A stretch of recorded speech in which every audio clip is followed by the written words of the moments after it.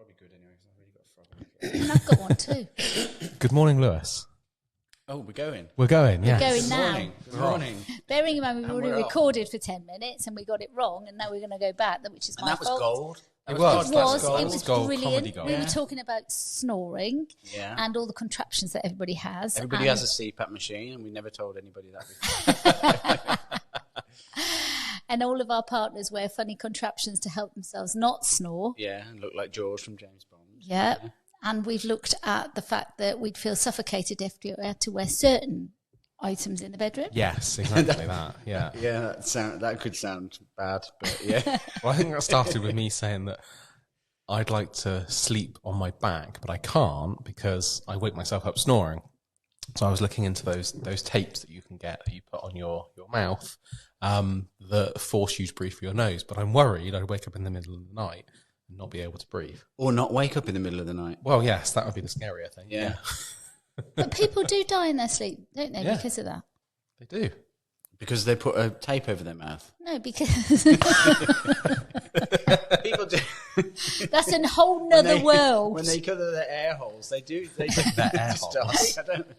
No, but people that suffer from serious sleep apnea Yeah, can yeah. actually die, can't Yeah, they? yeah. From it? It's a worry. This is why I was saying I sleep on my side in the recovery position, but it's just by default. Yeah. My body knows. I always sleep on my side, unless I've rolled over and I can sleep fall on the back. asleep really quickly if I sleep on my front, but I wake up the next day and I always have a really sore neck. Yeah. But I can if I'm sort of tossing and turning and can't get to sleep, I know if I just go on my front, I'll be out like a light. I wonder if it's anything to do with childhood when you're born and you weigh the position your parent puts you in when you go in your cot. Or even the fetus position. Yeah. Because it is kind of, Yeah, on yeah. your side, you're more like that, That's aren't you? correct, yeah. Maybe. Did you lie like that in your mother's womb, Mike? No idea. No, I don't remember, I'm afraid. You should get yourself a massage table with one of those holes in the middle and then you just sleep on that. Yeah, I probably would sleep I've fallen asleep quite a lot on massage tables. I find those so uncomfortable. Those Do like, you? like Oh, no, those I face can- ones when you put your. They are I can't uncomfortable. kind of get like. I feel like my face is just not the right size for the hole. Perhaps you've got Yeah. a big head. Big head. Yeah, I think that probably is it. Yeah. Although mostly it's probably because I've had those massages in like Nepal and places like where people are much smaller. So I think, So yeah, the hole is too small. yeah. But if you say massages, when we were out, I don't know whether we were in Vietnam or Thailand, I can't remember. And Dave was having a massage. I was there on the other bed having some other treatment. And this guy was giving Dave the massage and he was on top of the bed. I mean, bearing in mind, Dave's only 5'6", so he's not very tall, but he was literally climbing on the bed to adjust Dave's body accordingly. Wow. And Dave was going, "Ah!" And me and this woman that were having treatment, we were absolutely laughing our heads off. It was hysterical seeing Dave in agony. Oh, sorry, that's cruel. Did it help? He loves a massage. Yeah. Even those ones, Yeah. sports ones, are Yeah. real. Yeah, I might go and get one actually. Loosen up a little bit. He goes to the guy in Winscombe. There's a girl in Winscombe that does it actually now. So I go to Curly. Do you know Curly in Burnham? No. Everybody knows him as Curly, so I can't even think of his name. That gave me That's not a very good advert for him, but That gave me Curly. flashbacks to my mother's second husband was called, that was his nickname, Curly. Yeah, Don't know why, he didn't have any hair. didn't do massage treatment. No, and he didn't do massage treatment, sorry. So where do you go for a massage? I used to go to a place in Loxton. I can't remember what they're called now, but it closed down. They closed down in COVID, I think. Where in Loxton? I used to live in Loxton. I can't think It was called the Barn. I can't remember. Okay. Right on the corner by that Oh, little yeah. garage. I know what you mean. Yeah. Is that where there's now like a calf there, or is that like the Frankie No, Howard the calf is the wasn't Frankie Howard calf, and then the garage, and then across the road in the corner there was where the barn That's used where to the be. barn used to be. They called it a spa, effectively. I'm not sure how sparry it was, but yeah, I used to go there. But yeah, I haven't been there since they closed, and they closed. I think it was before COVID, or certainly around COVID time. So yeah, I'm not been able to find anyone else. Maybe I need to go and see Curly. it? Yeah. Or see the guy at Andy's. Yeah, He's got, what's her name that works in there?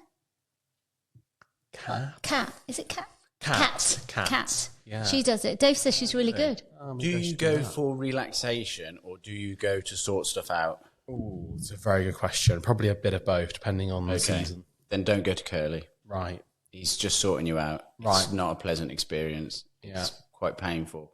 But you definitely walk out of there like if you forget how you could walk. Really? I remember going there good. once, and I went to the supermarket straight after, and I looked down the aisle and I thought, I can't believe how much I can turn my head. It was like I'd forgotten that you could turn your head that much. Because I was like that after I went to the chiropractor for the first or second time. I was like, wow, I can actually turn my head the entire, like, almost the whole way round. I'd forgotten that was possible. I don't know where I'm at with chiropractors. I went to one and it definitely, I think it helped me, but there's that little bit in my head that's like, if they do it wrong, am I going to be, in a wheelchair for the rest of your life? Yeah. That whole neck thing, which I'm assured is it's very, he says to me, it's very difficult to break your neck. You can't do it just like that, like they do in the films. But I must have seen too many films.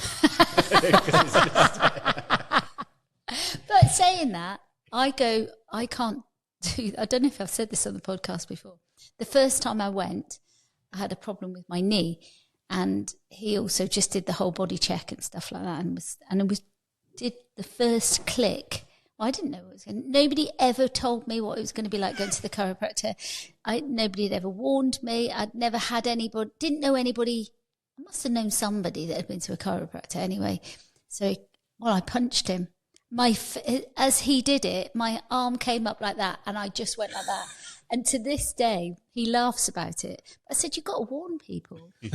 And now I don't have. He cannot adjust me the way. Punch. No, he can't adjust me. He uses a machine now, which is fine. I can manage that. He's a mile away. I'm just over here. Can't reach. But it is quite interesting how the pain actually helps you if you see it. Yeah. I'm going to go and see this curly bloke. Yeah, he's very good. You have to send me the details. When you remember his Get name. him on the podcast. Yeah, get curly on the I might give you a freebie. Yeah, I'd be up for that. He's quite well known locally in Burnham. I really should know his name, but I just can't. Is that that's not where Rob goes? I don't know. Is it the Yellow House in Burnham? Curly massage Burnham. I'm just going to Google. He's looking it up. Just see what I come up with. Right, we've got cardia massage therapy. That's it. Is it? Yeah. Oh, look at that. Google has found it. Oh, he's got a really posh website. Yeah. He's made like a little, studio in the garden where he does it all. His name's Richard Curtis. That's it. Yeah. Does he also Not the write writer. things for BBC? Yeah. He didn't write You imagine. Jones. The Federation of Holistic Therapists. Very good. He's just, to be honest, the last time I went, I forgot how painful it was. And he was What going, sort of I don't massage? mess about. And I was like, well, I did forget that this is what it was like. So he has 4 different types of massage on his website. A Swedish massage, deep tissue massage. Is that without your clothes on? I always think it's a bit rude. It can be either full body or customized to your needs. If it is, I didn't have that one. Okay. Do you have your clothes on or off? Well, I'd take my shirt off. Right, okay. So deep tissue massage, or neuromuscular massage, also called trigger point therapy, Okay. and a sports massage. Do you know which one you have? No idea, do you? I don't really. I mean, I would have said I would have stopped you at deep tissue because that's what it feels like. But then it could be sports massage as well.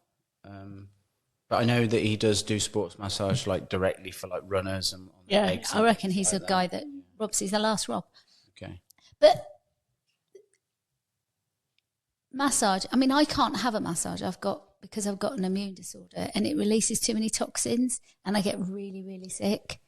The last time, actually, I don't know if it was the last time or the time before, for like the whole like night afterwards, I felt really dizzy, like really off balance. Like I was walking down the hall at home, and I was like this. It was like I was drunk. It was just I was really lightheaded. It definitely did something like that. I did speak to him about that the next time I went. What did he say? He said, "Drink more water." which is probably a fair point, to be honest. Did you not drink enough? Well, I maybe not. I do remember I had a sports massage from a guy in Taunton. This is years ago, like 10 years ago maybe. And I remember waking up the next day and I've never felt so unwell in my life. It was awful. I couldn't get out of bed. I felt dizzy. It was awful. That's my normal day. Maybe you need to stop letting Dave massage you then. He doesn't. So, back. Get us back to back. Back to your back. Okay, so what you mean? Is it better? I mean, are you fully functioning now? Yeah, because we were doing that podcast before. Yeah. It is. It is fully functioning, I would say. I would say that I'm not like 100%, but that in comparison to what I was, yeah, like a million times better. I've never been that bad as you know, I've never been that bad in my entire life. I couldn't move. I couldn't put my head in any position to get comfortable. I couldn't sit, lie. I would go to sleep on my knees with my head on like the big blue poof that we've got, just to try and get into a position where I could sleep. It was just wow. And it was like 2 months of it. After a month, I started to get better. I went straight back to work, and rather than going gradually, I very quickly went back to sort of full time essentially, and then I had a relapse like almost immediately, and then had another month of it. And I went through the doctors gave me all sorts of pain medications, neuro pain medications, all of those different things. And I had chiropractor and all of this stuff as well. And eventually, I guess it just started to get better. So I'm better. It's interesting how very often when you're in a cycle of being unwell, that there is that kind of pessimistic side of ourselves that feel that it's always going to be like this. It's never going to get any better. And even though we go to the doctors for a solution, a lot of people stay with that solution forever when they don't really need it. Like you've had that, you're no longer taking that medication and you're well. And I'm the same. I've been through lots of different cycles of medication to obviously try and get myself balanced. And I pretty much take as little as possible now. I don't take all the things that they recommend because actually I don't need them to function on a day-to-day basis. But so many people get caught in that trap, don't they, which makes it worse. Yes. I think that I did think at times, is it going to be like this forever now?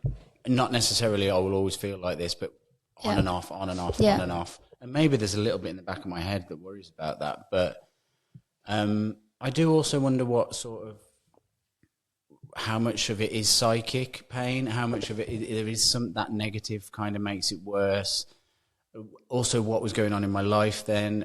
I don't know if there was anything particularly sort of bad going on in my life, but I definitely realised in hindsight that I was at a bit of a lull. There's like, as I was coming out the other end of it, I started to write a play, and I wrote this play really quickly, and I started to get better, which was interesting. And off the back of that, I ended up applying to university again. And so since then, my life, and I got accepted to do a master's, and since then my life has been much more positive. Yeah. So I can't disregard that might be some element of what keeps you well. What was the topic of the theme of the play? Recovery. Yeah. And I wonder sometimes on that subconscious level whether or not there's elements of that play that have kind of been part of your healing. Maybe. I mean, I'm still very much writing that play. Are you? Yeah. I mean, I wrote a full draft of it and felt I'd finished it, which you do. Yeah. Done. And then I sent it to lots of professionals that I've met over the years and got some feedback. And then I took it to university with me. I'm doing script writing at university, and I'm working with a dramaturg at the moment and sort of completing it. I guess, I don't know. Certainly the play's about recovery, and I was being given lots of medication at the time to deal with my back, like opiates and things like that. So as a recovering addict, like that was in my head. I was very aware of the medication I was being given. I was like simultaneously scared of it and simultaneously wanting to get rid of this pain no matter what. Yeah. and just to be able to function. And so you can't not have that stuff in your head. I've been, sober for 13 years, if you disregard that, I guess, but like I'm an alcoholic primarily, but I've been sober for that long. And so that stuff is always a part of your life, it's always a part of the conversation. It's always a part of that little voice in your head of all the little things that we do in life. And so that was a really big deal. It wasn't like a small, part of that period. It was a big part of that period.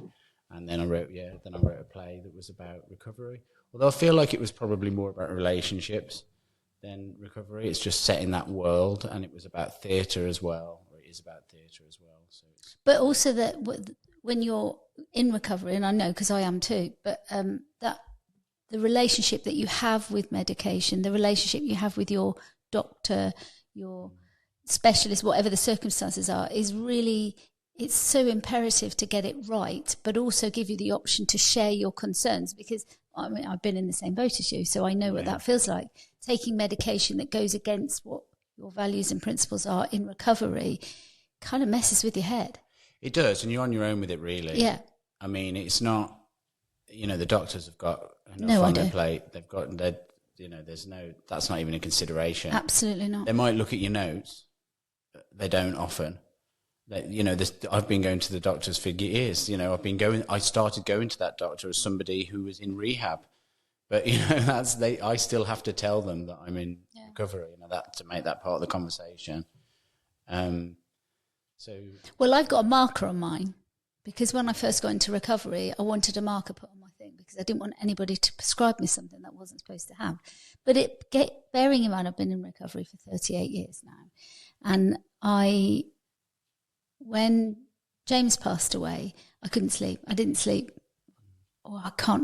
Nearly 2 weeks. I think if I got half an hour sleep at night time, that was all I got.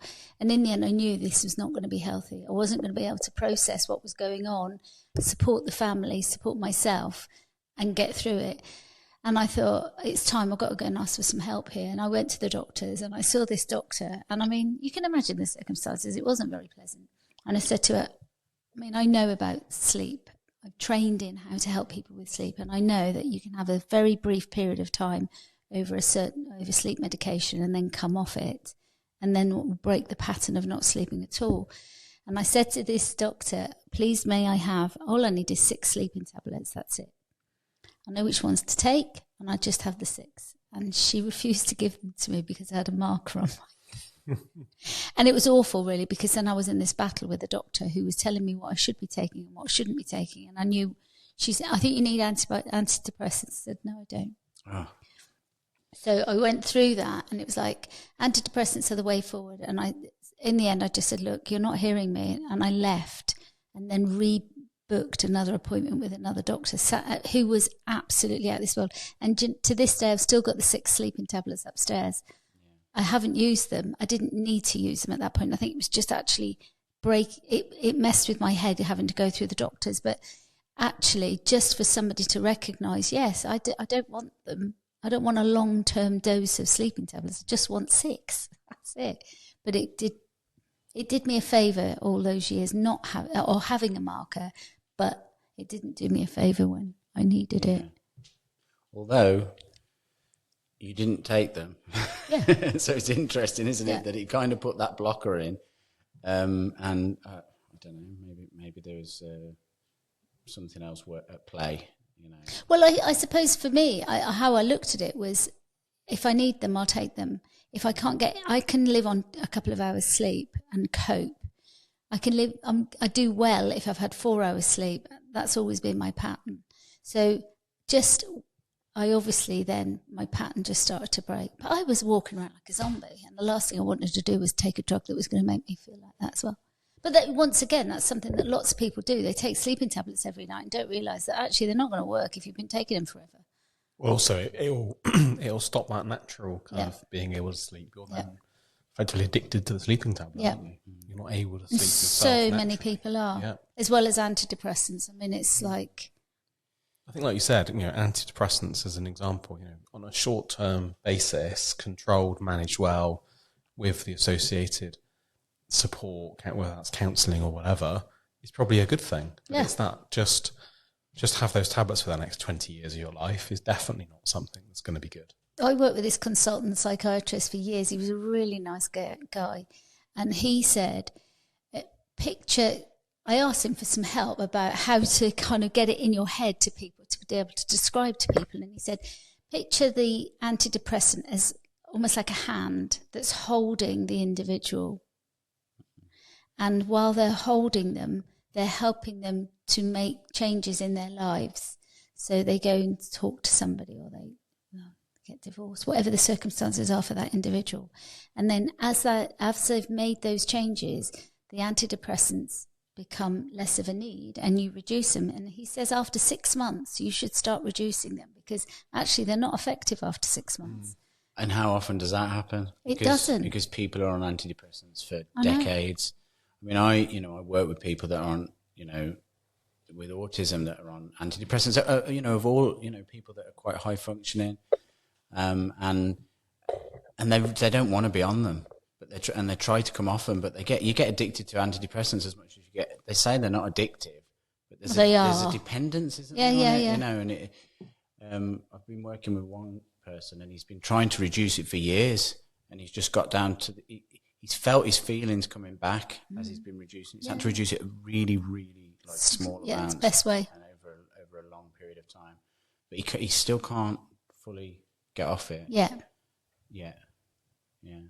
But it's so important to have that support at that point in particular, and then for that support to continue until such time you don't need it. I was talking to somebody on Monday, and they were saying that they've been struggling a little bit, and the doctor put them straight on an antidepressant and referred them to a service that told him it was a 12-month waiting list before he'd get to see anybody. Wow. And you think, well, what good is that? It doesn't help anyone, does it? No, not at all. Not at all. It's like talking therapies as well. You apply for talking therapies at a certain point in your life when things are really difficult, and then a year and a half later. Exactly. And then life's changed. How much in a year and a half? Well, funnily, you should say that was the organisation that they were referred to. And that organisation said, we can't do anything for you for a minimum of 12 months. Why don't you go and see somebody at Somewhere House, Somerset? That's exactly. So the guy was out of our area, but I did speak to him. But you just think, it's shocking, really. Absolutely shocking. So is your health are you fully fit and healthy now? I wouldn't say I'm fully fit and healthy, but I'm certainly not getting as much exercise as I'd like to get, but I just don't have the time for it. Is the truth of it. That's because of uni. Because of uni, work, book festivals up and running again. Yes. So it's kind of, it's full steam ahead. It's like trying to find the time to do that. I've been dancing at the moment. Right? I've been putting on music and just dancing for 20 minutes. Oh, wow. And just thinking, okay, that is the most time efficient way of exercise, because I don't have to go anywhere. I don't lose time going to a gym. I don't lose, I just dance 20 minutes and then carry on. Sounds really good. That's a really good idea. Yeah. And I've got a watch that tells me my heart rate, so I know that it's doing something. Yeah. But there was a girl at work that she did that. To lose weight, actually, she danced every day for 20 minutes. She lost loads of weight. And I was reading, I don't know if either of you read in the news about the value of walking. We all say 10,000 steps, don't we? But in actual fact, the value of walking just 7,000 steps, and how it can lower the risk of diabetes, heart problems. And I know I love my watch. I love my Apple Watch. But the reason I love it is not because I can read my text on it, or I can read my emails on it, or any of that. It's actually because it just tells me that I've done enough exercise for the day. And I like the fact that I've done that. Well, my watch tells me that I've done enough exercise. It tells me about the steps. It tells me if I'm stressed. It tells me if my sleep's bad. All of these things. I woke up this morning, it was like, you slept really bad last night. Thanks. I didn't need you to tell me that. But I think the 10,000 step thing, from what I've read about it, it was an arbitrary thing that started in Japan. You're right. But actually, it's not a bad thing to go by. And 10,000 steps isn't that difficult to do if you do it little and often. Yeah. That's the thing. Like if you go out for a 10,000 step walk, then you could be walking, depending on your stride, anywhere between sort of 3.5 and 5 miles. So that, is going to take you like an hour and a half or whatever. Whereas if you're just going, if instead of driving to the shop, you're walking to the shop, it's all those little things, isn't it? Absolutely. So how many steps has everybody done this morning? Let's check. Oh, I've probably done very, very little. Oh, man. Mine's embarrassing. Go on. 658. Michael? You beat me. I've done 641. I've beat you all by doing 3,754. Wow. What have you been doing? Horses. Oh, okay. So you get up and walk. We don't do a lot. We're just walking, picking up horse poo and feeding them and just spending time with the horses and the dogs. So it's amazing how what difference that makes to your day. You should have walked your dog this morning. What's happened to him? I didn't have time this morning. I didn't have time to do anything. To get in the car and come here. What time did you get up? About 7:30 this morning. All right. Yeah, about the same. But that is the beauty of having animals, that you have to tend to. It depends on the animals. Yeah, You've got cats. Yeah, you don't have to do anything. Yeah. I've got fish. So that's even worse. You've got a and little dog. fish food next to the tank. Yeah. There we Pour go. it in. There we go. Steps. Job's done. Do they feed themselves? It was an outdoor pond, so they do. Oh, okay. But I do give them pellets sort of every couple of days in the summer. So that does involve some amount of steps. Yeah, if probably you're cleaning about the pond and 8, I suppose, probably from the house to the pond. Okay. Steps, something like that. I did notice the pond is now very close to the house. It is, yeah. Reduction in steps. It is a reduction. Moved in steps. I moved house and built a new pond, and the new pond is closest. We've all moved house. It's really odd, isn't it? Yeah. We've all changed where we're living. So how's uni? Because I think that's another thing. I suppose my point is you've gone back to uni. Yeah. And, do you mind me asking how old you are? 22. 42. 44. 44, I was close. I always face that you're 44. You don't look 44. No, he doesn't. He looks in his 30s. He looks about the same age as you, to be honest. Yeah. I agree, actually. You do. Yeah. You do. And you look younger. I think you got younger as you've gone to university. It must be all that young blood around you. It could be, yeah. But you've gone back. It's quite a brave step, because I know when I went to university, how long ago did I go? Well, nearly 40 years ago, I went back to university. I went to university. I didn't go back into education because I didn't go to school. I absolutely never went to school. So as a teenager, school wasn't in my life. I probably popped in a couple of times. But you've done uni. You've got on and got a job. No, I've never. I thought you did uni before. No. Oh. So this is quite a big thing for me, because I was similar to you really with school. Like I avoided it at all costs. I was off gallivanting around the country and doing all sorts of things when I was supposed to be at school. But I had a good memory, so I could kind of pick stuff up. So I managed to get my GCSEs, went to college, a good college, and they weren't standing for any of that stuff. I couldn't do the things that I did at school, and they kicked me out.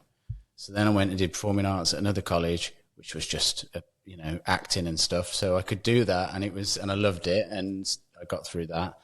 Then I went to university, and I was sort of already on the path of drink and drugs, and I spent a year there. And after about 3 months, I'd stopped going, and I actually turned up there not drinking and not taking drugs, and very quickly that changed, and that mapped out the year. So I failed. And then I went back to university about 8 years later, and my dad was quite ill at the time, and I was caring for him, and I was also in addiction as well, but trying not to be. And I did quite well in that, in like an education way, but socially I just couldn't handle it. And also the fact that my dad was not kind of well gave me a bit of an excuse to step out of it. So after a year, I quit. And so I've never done a degree. So this is a bit mad that I'm doing a master's, because I've never actually done a BA. Really? Yeah. And it literally came about, by divine, it just was advertised to me. I say divine, it was advertised to me, but it felt divine. And it was advertised a comedy writing master's, And I'd seen it before, and I thought, I'm obviously not going to go for that. I don't know why I'm being advertised that. I've not done a degree. I don't know what it was in me that just thought, I'm just going to apply for it. And so I applied for it, and they didn't immediately say no. And then because I was applying for that, I looked around at other universities as well and found one at Bath, which is the one I'm doing, where I actually go in, because the Falmouth one was an online one. And so I went for both of them, and I had to send in that play that I'd written when my back was buggered. And I had to get some references from people that I'd worked with in the theatre over the years. And I went to the interview, and I said, I really feel awkward here because I've not done a degree. This is, I feel like a bit of an imposter. And he said, just don't worry about it.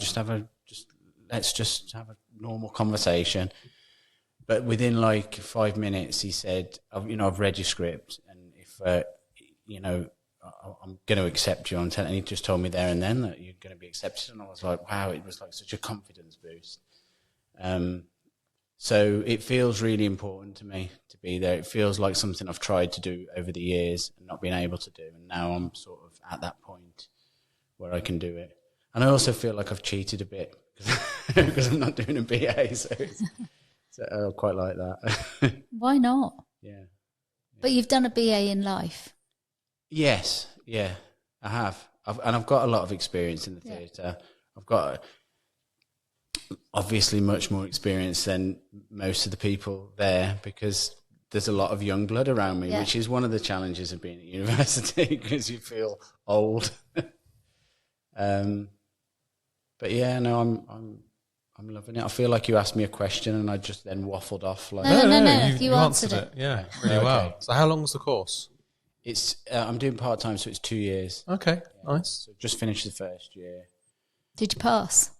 I passed with A's. Well done. That's fantastic. Yeah, it was. I still there's still bits where I'm like, why didn't I get more points? Like, it's like straight away I get the thing through and I'm like, yeah, that's just me. Yeah. Is it just you, or is it half the population that feels like that? Probably. Yeah. Am I ever going to be? And I did my. I'm a member of the BACP, which is the Association of Counselling Psychotherapists, and they are changing how they're doing stuff, and they've joined another organisation and I absolutely only did my accreditation because my supervisor told me to do it, and I hated it. I don't like things like that. I'm a bit funny about things like that. Anyway, I did my accreditation and they gave it to me. And then I should have, years ago, done my senior accreditation, but I didn't do that either because I wasn't kicked, my backside wasn't kicked by anybody. But now they're changing all the criteria. Now, and I rang them or emailed them and said, how do I go now? How do I move on now? And they said, well, you can't because you haven't gone to the right university. Really? Yeah. I haven't got the right piece of paper. I've got nearly 40 years of experience, but I haven't got the right piece of paper. Really? Yeah, I was really shocked by it. And there's a lot of contradiction in, and then it knocks your confidence. I think, bloody hell, I'm pretty good at what I do for a living. I'm really shocked that some bloke on the end of an email can tell me that I'm not good enough to do that. And it's like, and the sad thing about it is I know I'm not the only one that's going to feel like that. No. And they're going to lose people because of that. It's weird. It seems strange. And I pay over £350 for the privilege of that. Yeah. So, I've had the opposite experience, I guess. Yeah. Which is wonderful. Yeah, which is great, yeah. But I also did my uni through Bath Spa. Yeah. I loved it. They were brilliant. Great campus. Yeah, really, really nice. Georgian buildings. Yeah, beautiful. Absolutely. Yeah. So how many days a week do you go in? Too many. Yeah, probably. Well, more than I need to go in. So in the first module, they gave us the opportunity to work with the BA film students, and there was sort of 4 classes, 2 on a Thursday and 2 on a Friday, and they were like, you can go to any of those. So I went to all of them sometimes because I just wanted to get as much out of the experience as possible. But there's really only one day where I need to go in. But then I started doing a podcast as well. When I right. started a film podcast, just for the experience of it and to take advantage of the studio they've got there. So tell us about that podcast.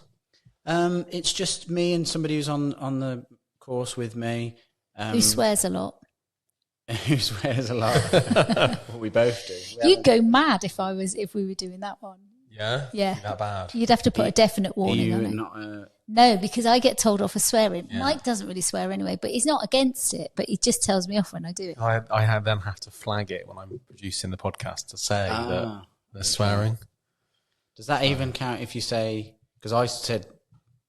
I heard you say the word "nugget," and I in my head I was like, "Oh, does that count?" I don't know. I have to go and check. I clocked it. I clocked it straight away. It's weird. Even as I said it, I was aware of it, and whereas you did hesitate when you said it, and I thought, when we started doing the podcast, we were just effing and blinding. Yeah, we went into it like, I don't know if you've heard of Derek and Clive. It's like Peter Cook and Dudley Moore. They did these sort of private recordings where they're quite graphic and sweary, and it's really great stuff to listen to when you're about 13.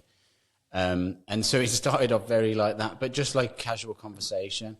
And then we were like, maybe we don't need to swear this much. There was like kind of a big joke that we just haven't said the really bad word yet. And we haven't. I was really worried you were going to say it. And I was like, yeah. I'm not even going to use the initial. No, I don't need to, do I? No, you don't. I think I know what you're talking about. But yeah, no, it's mostly it's just about us reviewing a film, an old film, not a classic film or a sort of daft film. Yeah, and it just gives us a chance to look at that film, to think about it, improve our own writing by thinking about it, and then just get together and have a chat about it. It's not. It's just a bit of entertainment for us, really. Yeah. Got about 3 listeners. Nice. One of them's Beck. The other 2 are us. Yeah. Doing it. I've listened to it. Oh, we've got 4 listeners. 4 listeners. Nice. Yeah. It's good. We, but it isn't. It's not really about that. It's just about us having a bit of fun. Yeah. No. To be fair, it's very similar to our podcast. Really, whether 5 people listen to it or 500 doesn't really bother us. And we have some episodes that go absolutely crazy, and we get others that aren't as popular. But that doesn't matter. And it's about you guys as well, isn't it? It's about your relationship. It's about it helps, doesn't it? It helps you. I mean, the podcast helps us in some way. So I think it is that communication with another human being, isn't it? When do we? Well, we do spend a reasonable amount of time together. So we had dinner on Sunday. We had dinner on Tuesday. Breakfast on Thursday. We do spend quite a bit of time. There's times when we don't, because we're both so flat out we don't have the chance. But you can guarantee once a month we spend a day together. Oh, easily, yeah. At least once a month we spend that day together, which I find really lovely. It's like having my son back, if you see what I'm saying. It's like having the family back together, isn't it? And Dave comes in and has a cup of tea, and then Will pops in from his house, and it's like, it's lovely. I think it's really, really nice. Yes. But it builds on your relationships, doesn't it? It does, yeah. And those in the community, actually. I think that makes a big difference as well. Yeah, it's part of the relationship, I guess. And I know we meet up every now and again for lunch. Well, it's not much since university started, I'll have you know.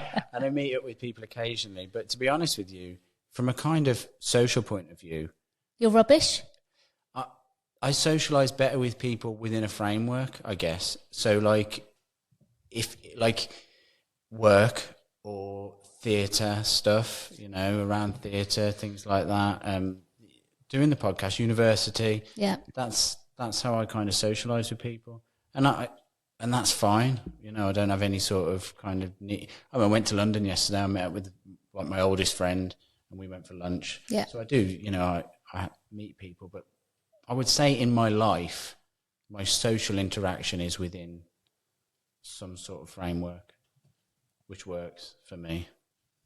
That's okay. Yeah. But I'm rubbish at... We have a social life, Dave and I, if you see what I'm saying. But me on my own, I have to make an effort. I've started making an effort and going for coffee with people. That's completely out of my remit. I'd meet you, but we'd be talking about work, business. Yeah. Do you know what I'm saying? Whereas just to go and have a cup of coffee with a girlfriend or a male friend, it's just out of my comfort zone. I do it with you. I do it with another, Karen, a friend of mine, and I might do it with one other person, but I'm really rubbish and I've really got to get you into it. But have you? Because is it being rubbish as well? Because this is the thing, I think about this quite a bit. I have got my people, and my people are few and far between. Yeah. That's the truth of it. No, I agree. Like, there's loads of people I could go out there and socialise with. Yeah. I spent years of my life socialising with people, getting drunk, that I never really have got any connection with. In fact, I drank to have a connection with them more often than not. Like, there's just a few people in my life. No, I agree. And so I could make myself go out and socialise more with people. I'm not really sure that I'd get anything from it other than discomfort. Well, the thing is I like staying at home, and especially since we've moved, it's even nicer. I quite like my own company. I'm not embarrassed to say that. I like pottering in the garden. I actually like it, but I don't think it's always necessarily healthy to spend all your time at home on your own. I think you're right. Since I've moved, I'd much rather be at home.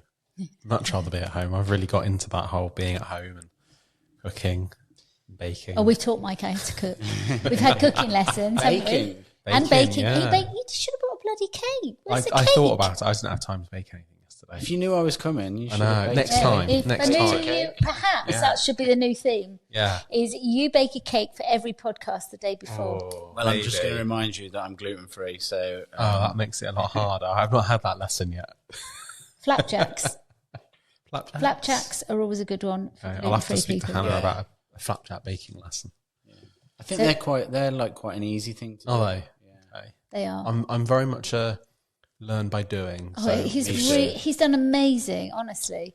From a man that could only cook a lasagna to a man who cooks roast chicken, roast vegetables. Roast chicken last night, actually. Did you? Yeah. We had Sunday lunch together, didn't we? Yeah. And he cooked this amazing carrot cake and banana cake and banana ice cream. Banana cake's a good one. And that was the COVID cake, wasn't it? The banana cake. Everyone was cooking. Yeah, but banana cake's a bit boring, I've decided. It's a bit easy. I really want to do a really good fruit cake, like a Christmas cake, but without the alcohol and without the marzipan. Just the cake part. There's lots of different kind of fruit cakes. You should get Annie's. You can get Annie's recipe. Yeah, maybe I'll speak to Annie. Annie's recipe is really nice, but I do it similar, but she has it all written down. I'll message Annie and say, please can I have your... I'm going to message her now. Okay. Otherwise I'll forget. I think because you say you like spending time at home. I think you've just moved into somewhere, haven't you? That's the other thing. Both of you've just moved into a new house. Of course you want to spend time at home. You just want to walk around and go, wow, this is where I live now. I would rather spend most of my time out the house. Is that what I feel about it? Maybe we need to move. That's the thing. Well, mine is I'd quite like enough time to sort out my wardrobes. I've just shoved everything in because we moved in very quickly, and I'd just like to sort it all out and put it all in nice rows and stuff like that, which I haven't done. That's a boring job, though. I know. I'm very similar, actually. When I moved in, go on. I've got two wardrobes in my bedroom. I've got a work wardrobe, which has got work uniform clothes and also like suits, things you don't wear very often. And I've got my other wardrobe, which is every day. And I've now got to the point where... So you've got 3 wardrobes? No, it's 2. Oh. But there's one's work and suits, and the other one is... What's that noise? I have no idea. Oh, it's your house phone. Oh my god. Has that rang before? No. I'll go and answer it. You two can. And the other one's like all my other clothes, and I've got drawers in the middle.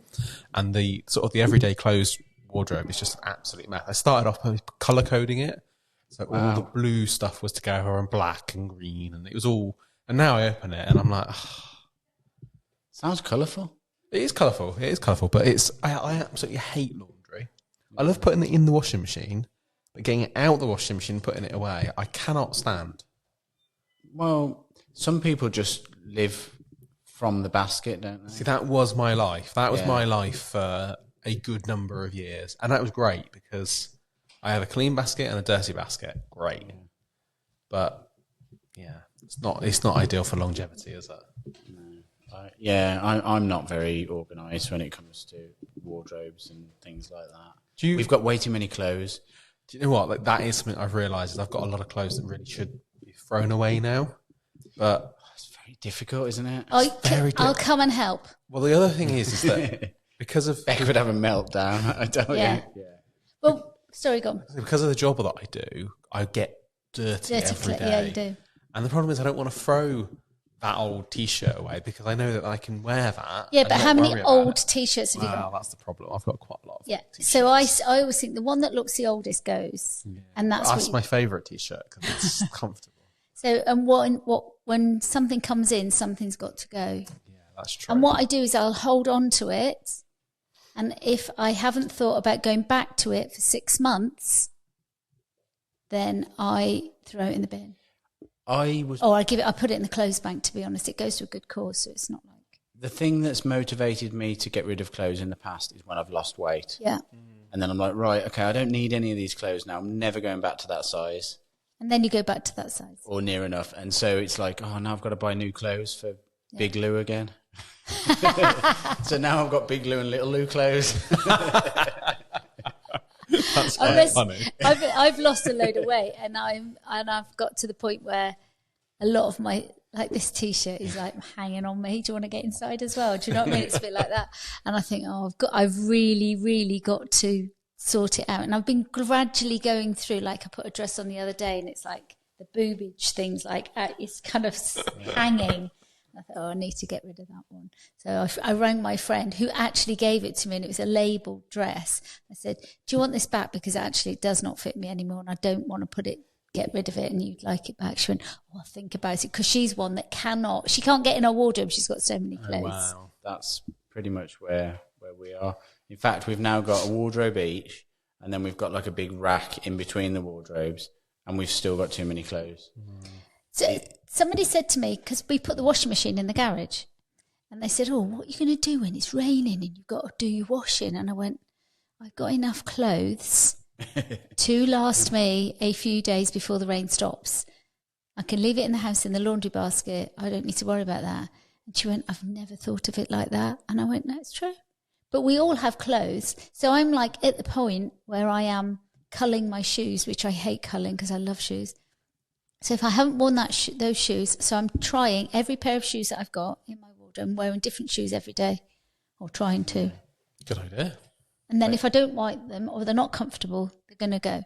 Shoes as well. That's another thing I must have about 15 pairs of trainers. What? Trainers? I'm envious about that. I'd like more trainers. Got to have. What about shoes? I try to rotate them. Shoes, probably more. I'm going to say 5 pairs, but probably more if I'm honest. Not honest. Like, it's like I can't recall it. This is the difficulty. And this is what I say to Beck. We need to get rid of clothes. I've got so many clothes that I don't even know they exist. Do you know? So if I don't know they exist, what difference does Why it have make? them? Yeah. It's just it's nice every now and again when you lose weight and you put a shirt on that you haven't worn for a long time and it fits.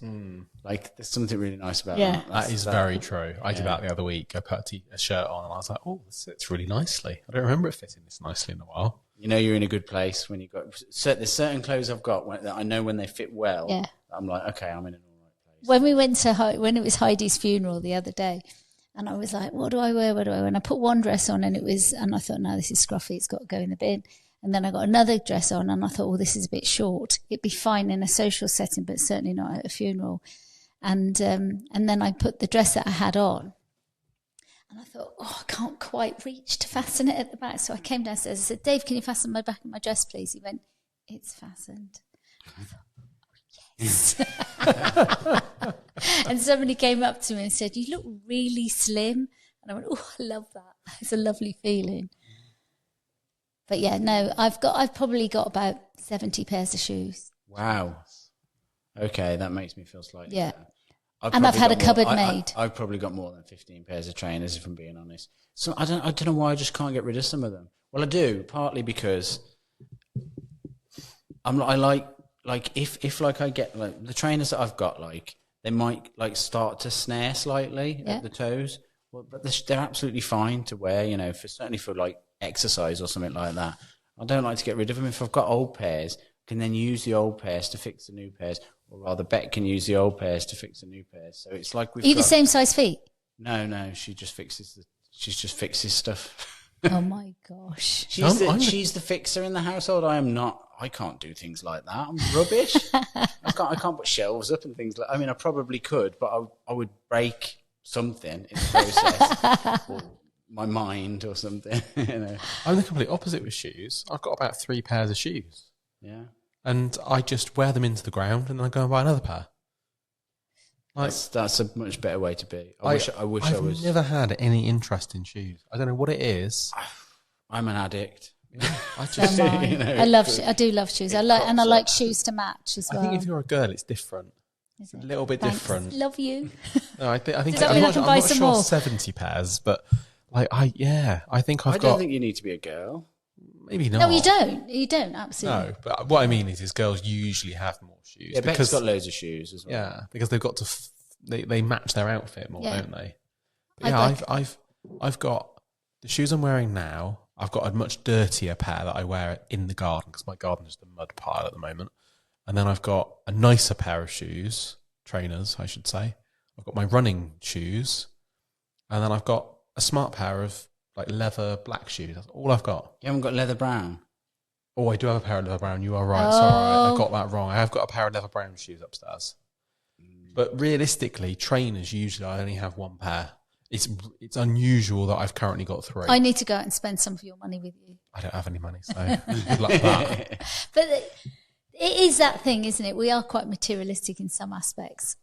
Because if I said to you, how many fish have you got? Yeah, I've got 30, I think, at the moment. Yeah, and I've got none. Cool. How many have you got? Fish? Yeah. None. See? Yeah. Toppers with fish. I can't believe you've got 30. I mean, it'd be different if you were a girl. Girls can have 30 fish. They were my nan's fish, so technically they Not are. that I was offended at all by that or anything. But, So, book festival, do you want to just quickly talk about that? The highlight of it is we've got Robin Ince come in, and he's going to talk about neurodivergence, which I think is very current. Very relevant. Well, I think it's quite important as well. We went to see him at a bookshop in Taunton, Brendan Books, and he was brilliant. I mean, he's just funny. He's funny. He's a warm human being. It's a really gentle session that you come away from feeling good about life. Yeah. And he talks, and he does talk about his kind of late diagnosis with ADHD, which, it is quite current. But I think there's a reason that it's quite current as well. I think, it's a debate, isn't it? And who else have you got on? We've got Andrew Curran, who is a neuroscientist who's come in he plays guitar, and he's coming to talk about, he's written a book about kind of neuroplasticity and the ways in which music can help heal, which is looking forward to that. And then we've actually got a couple of musical events. We've got Hazel Pryor, who has written books about penguins. I can't quite remember. It's something like an octogenarian goes. I don't know. I can't remember. But she brings a harp. Different. And so that sounds like quite. And I've heard it's got. I spoke to somebody who booked her before, and he highly recommended her. And we've got your good self coming. Oh. When am I on it? I can't remember. You're on a midday. Midday on Saturday. On Saturday, 6th of September, which probably will be after this goes out. No, this will go out early August. Oh, will it? Yeah, okay. That's why we thought it was good to promote it. Okay, yeah. Come to the book festival then, September the 6th. So I've done it as like a kind of in conversation with me and you, but it'll be mostly you doing the kind of talking. Oh, I don't care. It's like normal, so. Yeah. I know. Yeah. Michael, how dare you? No, I can go on, so I'll try to keep myself in check. Are you enjoying it more this year than you did last year? Because I know last year it was quite hard work. Honestly? Yeah. No. Oh, really? Have you got many more volunteers to help? No, we've got the same amount, and I don't know whether we've just got too much control of it in a way, and that we get. Part of me wonders whether we get in the way of other people, getting involved, disempower them slightly. So I'm thinking that we're going to step away from it next year. This will be our last. Not that we wouldn't help out on the day, assuming someone's willing to take it over. Do you need any volunteers? Because I can ask at the rehab if they can help at all. I mean, it's someone to kind of direct it and lead it. There's a couple of people that I'm going to ask if they're interested in doing it, that were involved with it before. But I don't know. I've got to be realistic. I mean, we've reduced it to a day. It is less work, but it's like I finished university, and you know that thing that you do as an adult where it's like you feel like you just got to get past that, and then you've got a break, and then something else comes along. Yeah. Like university in my head was like, then I can rest, and it's just been the book festival. So it's kind of you go from one thing to the next, and also not just that I'm writing. You know, I'm trying to write. And I feel like I'm at university. I really want to make the most of this opportunity and focus on that. And sometimes you just have to let things go. And you know that that's difficult for me because we spoke about this before. But, yeah. Well, good luck with that. Yeah. Letting it go. No, well, both, yeah. Because I think it's hard when it's something that you've developed and care about. Yeah.